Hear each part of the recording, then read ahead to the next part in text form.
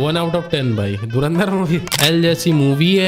The runtime of this film is definitely way too long at 3.5 hours. You watched Dhurandhar? It's first of all, it's 4 hours. 4 hours long? It's 4 hours long. I slept full, by the way. Yeah, full movie, full night I slept. He's like, bro, my sleep keeps getting interrupted because of the gunshot.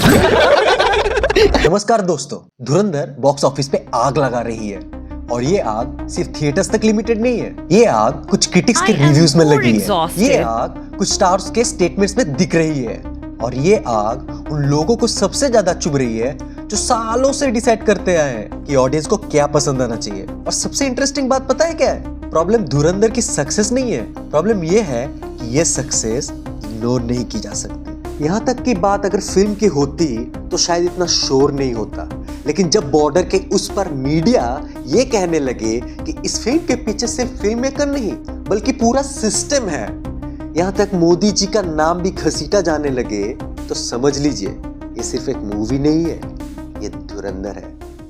Film को hyper Masculinity. Anti Pakistan बोल दिया Pakistan गया, narrative. Propaganda बोल दिया गया। लेकिन एक gangster और स्पाई फिल्म में अगर एग्रेशन नहीं होगी तो क्या हाउसफुल 5 में होगी? ऑडियंस ने पहली बार महसूस किया ये लोग उन्हें बेवकूफ बना रहे थे। और मुझे भी जब भी कोई फिल्म ऑडियंस के साथ जेन्युइनली कनेक्ट करती है, एक पैटर्न रिपीट होता है। पहले साइलेंस, फिर सिलेक्टिव प्रेज और फिर एक लेवल। कभी राइट विंग फिल्म, कभी हाइपर पॉलिटिकल, कभी डेंजरस फिल्म। याद कीजिए कश्मीर फाइल्स, छावा, बंगाल फाइल्स और अब धुरंधर। इंटरेस्टिंगली जिन फिल्म्स को कभी 4.5 स्टार्स मिले थे उनमें आइडियोलॉजी नहीं दिखी, लेकिन जहां आइडियोलॉजी ऑडियंस को सूट कर गई वहां cinema is an exhausting. Audience ने पहली बार क्रिटिक्स को क्रिटिक करना शुरू किया और जब क्रिटिक्स को क्रिटिसिज्म मिला तो उन्हें बुलिंग का रोना शुरू कर दिया। Don't watch it, doesn't matter. अब आते हैं बॉर्डर के उस पार। वहां मीडिया ने कहा ये मूवी सिर्फ मूवी नहीं है। जो फिल्मों में प्रोपेगेंडा किया जाता है, सुना है कि इसकी स्क्रिप्टिंग जो है नरेंद्र मोदी ने खुद जो है ना वो वेट किया और अप्रूव। इसमें एजेंडा है और यही लोग जो वर्ल्ड कप में पंडितों वाली थ्योरी पे विश्वास करते हैं। आयरनी देखिए, जो लोग मूवी देखे बिना उसके गाने पे शादी पे नाच रहे हैं वही उसे कंस्पिरेसी बोल रहे हैं। इस लेवल का रिएक्शन सिर्फ तब आती है जब नैरेटिव कंट्रोल के हाथ से बाहर आ जाता है। और इधर बॉलीवुड के अंदर पैनिक, सबसे बड़ा स्पाई यूनिवर्स जिसका फॉर्मूला सालों से चल रहा था, stars plus item numbers plus exotic locations, अचानक इररिलेवेंट लगने लगा। और फिर एक चीज हुई जो नॉर्मली कभी नहीं होती, प्रोडक्शन हाउस ट्विटर्स पे राइटर्स को बुलाने लगे, ओपन कॉल फॉर स्क्रिप्ट्स। सोचिए, जब डिकेड्स पुराना एम्पायर आइडियाज के लिए भीख मांगे तो समझ लीजिए थ्रेट रियल है। लोग बोल रहे हैं रणवीर सिंह को धूम 4 में कास्ट करना सिर्फ कमबैक नहीं, ऑडियंस का कहना है ये मूवी फिल्म के लिए नहीं डैमेज कंट्रोल के लिए है। और इसी पैनिक के बीच ऑडियंस के दिमाग में एक और डर पैदा होता है, एक अनकंफर्टेबल सवाल, कहीं धुरंधर 2 को रिलीज से पहले ही टारगेट तो नहीं किया जाएगा? सोशल मीडिया पर लोग खुलेआम कह रहे हैं फिल्म ऑलरेडी कंप्लीट है और इंडस्ट्री का पास्ट ये दिखाता है जब भी कोई फिल्म सिस्टम के लिए थ्रेट बनती है तो टैक्टिक्स बदल जाता है। कभी नेगेटिव पीआर, कभी नेगेटिव बिल्डिंग और कभी प्रिंट्स लीक होने की कहानियां। ऑडियंस बोल रही है अगर धुरंधर 2 के साथ रिलीज से पहले कुछ भी गड़बड़ होती है तो इसे कोइंसिडेंस करके नहीं भुलाया जाएगा।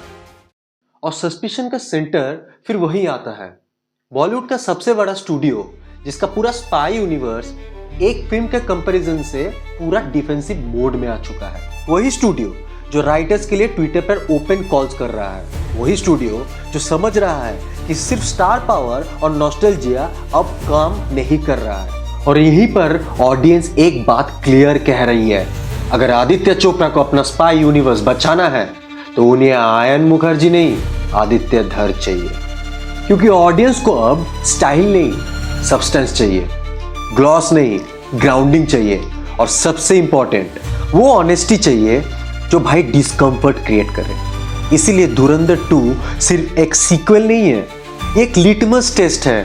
और इस बार रेस्पॉन्सिबिलिटी सिर्फ फिल्म मेकर्स की नहीं है, ऑडियंस की भी है। अगर कोई नैरेटिव अटैक होता है, अगर फिल्म को रिलीज से पहले डैमेज करने की कोशिश की जाती है तो उसे इग्नोर नहीं किया जाएगा, क्योंकि इस बार लोग सिर्फ मूवी नहीं देख रहे हैं, लोग पैटर्न देख रहे हैं। अब आते हैं इंडस्ट्री के स्टेटमेंट एंड उनकी कंट्रडिक्शंस पर। एक तरफ एप्रिसिएशन आती है, दूसरी तरफ डिस्कम्फर्ट। फिल्म अच्छी है, लेकिन फिल्म मेकर्स को रिस्पॉन्सिबल होना चाहिए। सवाल यह है, रिस्पॉन्सिबिलिटी तब याद आता है जब कहानी ऑडियंस के साथ कनेक्ट करती है। सालों तक ऑडियंस को यह सिखाया गया है कि स्पाई मूवी का मतलब जब तक हीरो की स्लो मोशन एंट्री ना हो, जब तक बैकग्राउंड स्कोर ब्लास्ट ना करे, जब तक बीच पे हीरोइन के साथ घुंघरू टूट जाए, तब तक फील नहीं आती। रॉ एजेंट हो या अंडरकवर स्काई, फॉर्मूला सेम था। एक्सोटिक लोकेशंस, आइटम नंबर्स और विलेन जो कन्वीनियंटली एक रॉ एजेंट निकल जाता है। लेकिन जब एक फिल्म आती है जो बिना डांस, बिना ग्लैमर, सिर्फ टेंशन और ब्रूटैलिटी के साथ एस्पियोनेज दिखाती है, तो वो लोग बोलने लगते हैं Repeated, aggressive display of hyper masculinity in most mainstream fare Hindi cinema. Audience अब ये कॉन्ट्रडिक्शन देख रही है। उन्हें समझ आ गया है कि प्रॉब्लम वायलेंस नहीं, प्रॉब्लम कंट्रोल का लॉस है। इसीलिए आज जब ऑडियंस धुरंधर को वाईआरएफ के स्पाई यूनिवर्स से कंपेयर करती है, तो बॉस एक ही बात कहती है, ये स्पाई नहीं, ये थीम पार्क था। और शायद इसीलिए आज इंडस्ट्री इतना रेस्टलेस है। धुरंधर सिर्फ एक फिल्म नहीं है, ये आदित्य धर का करियर का एवोल्यूशन है। उरी, आर्टिकल 370, बारामुल्ला और अब धुरंधर एक क्लियर पैटर्न है। उन्होंने हमेशा उन स्टोरीज को चूज किया जिन्हें एस्टेब्लिशमेंट इग्नोर करता है। मासी सिनेमा, आर्टिस्टिक सिनेमा, आप लोग भी तो सोचते हो कि ये कैटेगरीज है। जो फिल्में बनाते हैं ना, उनको इन चीज़ों से फर्क नहीं पड़ता। जो प्रोजेक्ट बनाते हैं उनको शायद इन चीज़ों से फर्क पड़ता है। एक बड़ा एक्टर मिल गया, खूब सारे पैसे मिल गए, स्क्रिप्ट है नहीं, चलो बना देते हैं। और बना के अरे ये हम बी सेंटर में, सी सेंटर में बहुत चली गई ऐसी फिल्म, गाने 4-5 अच्छा, एक आइटम नंबर है, तो प्रोजेक्ट बना रहे हैं। इसीलिए उनका सिनेमा पीयर ड्रिवन नहीं, रिएक्शन ड्रिवन है। रणवीर का कैरेक्टर अच्छा था, अक्षय खन्ना चुसा देगा सबको गन्ना। और शायद इसीलिए ये सिनेमा अनकंफर्टेबल है। और सबसे बड़ी बात, ऑडियंस ने फाइनली डिसाइड कर लिया है कि ऑडियंस से भरी कोई इंडस्ट्री नहीं है। अगर बॉलीवुड को स्पाई फिल्म्स बनाना है तो धुरंधर से बेटर बनाना पड़ेगा।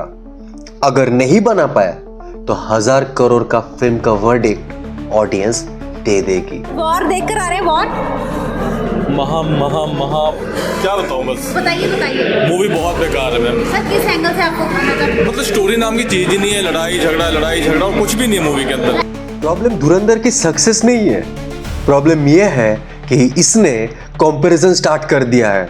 और जब कंपैरिजन होता है ना, तो एक्सक्यूजेस कम नहीं आते। और ये सिर्फ एक हिट फिल्म नहीं है, ये एक बेंचमार्क है। और शायद ये सिर्फ शुरुआत है।